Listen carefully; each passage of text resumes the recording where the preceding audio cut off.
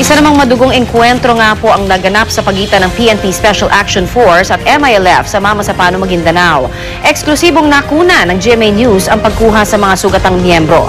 Hindi patukoy ang pinakahuling bilang ng mga nasawi. May ulat on the spot si Real Soroche ng GMA Davao. Real? Yes, Connie, eksklusibong nakuna ng GMA News ang pagsakay ng isang helicopter sa mga sugatan sa nangyaring bakbakan ng Special Action Force at membro ng Moro Islamic Liberation Front. Nangyari ang bakbakan kahapon nang pinasok ng Special Action Force o SAF ang isang lugar sa barangay Tocanalipaw sa Mamasapano para hulihin sila Usman Bazit at si Zul Kipri Binhir.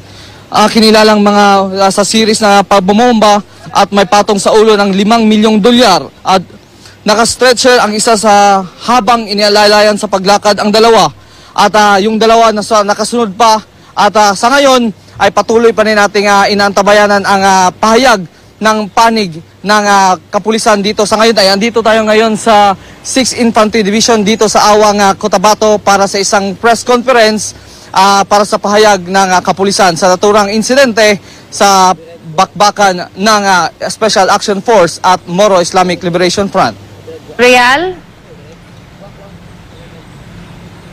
Real?